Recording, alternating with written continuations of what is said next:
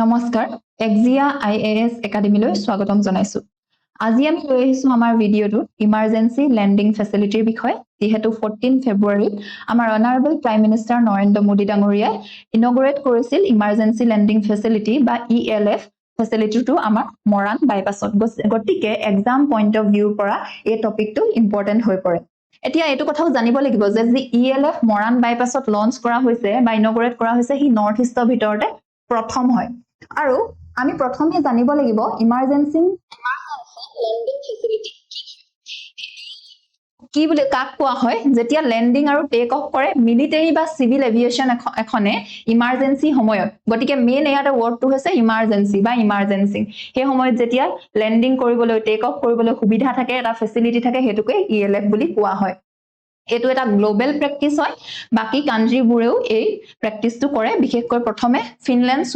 Sweden আৰু সুইজাৰল্যান্ডৰ নিচিনা দেখত আমি দেখিছিলো এতিয়া ELF ইন ইন্ডিয়া যদি চাও তেন্তে আমি দেখিম যে ইন্ডিয়ান এয়াৰ ফোৰ্সে 28 টা লোকেশন তেওঁলোকে আইডেন্টিফাই কৰিছে ELF ফেচিলিটিৰ কাৰণে 11খন ষ্টেট আৰু ইউনিয়ন টেৰিটৰি লগলগাই যত নেকি 11টা ষ্টেট 11টা সাইট কত থাকিব western part of the country মানে ওয়েস্টাৰ্ন জি আমাৰ বৰ্ডাৰ শেয়াৰ কৰা ষ্টেট হয় সেই ষ্টেট কিখনত 11টা সাইট দিছে 9টা ইষ্টত দিছে লগতে 5টা সাউদাৰ্ণ আৰু 3টা সেন্ট্ৰেল সেক্টৰ দিছে আৰু আমি ইয়াত এক্সাম পইণ্ট অফ ভিউৰ পৰা জানিব লাগিব যে অসমত 5টা সাইটক ডেজিগনেট কৰা হৈছে যে 5টা ইমাৰ্জেন্সি লেন্ডিং ফেচিলিটি সাইট অসমত পাব বা বনাব এতিয়া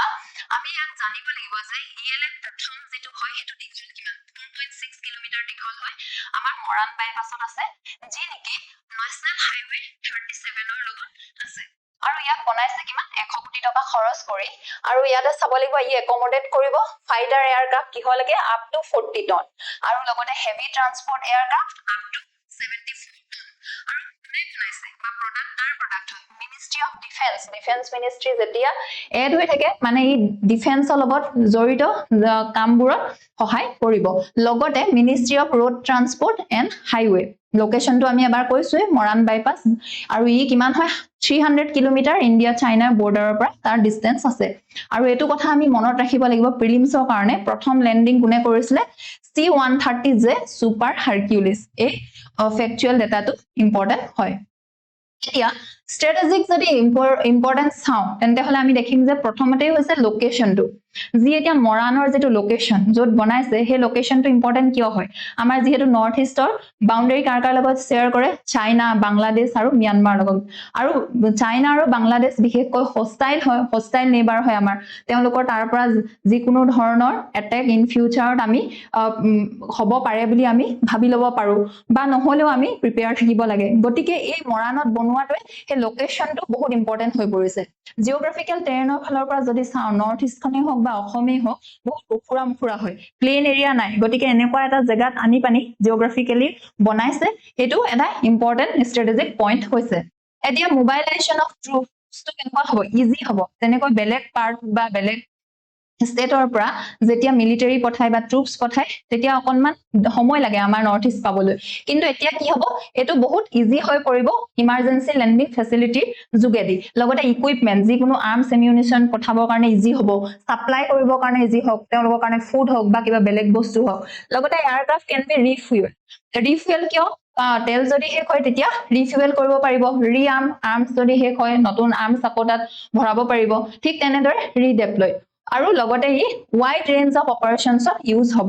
আৰু এতিয়া যদি আমি চাও অকল যে ডিফেন্সতে ELF ফেচিলিটিটো ব্যৱহাৰ হ'ব এনেকুৱা নহয় তাৰ বেয়ণ্ডটো ব্যৱহাৰ হ'ব যেনেকৈ হিউম্যানিটেৰিয়ান ক্ৰাইসিস নেচাৰেল ডিজাস্টাৰ মেডিকেল ইভাকুৱেশন যেহেতু আমাৰ এই নৰ্থ ইষ্টত সিজমিক জোন 6 ত অৱস্থিত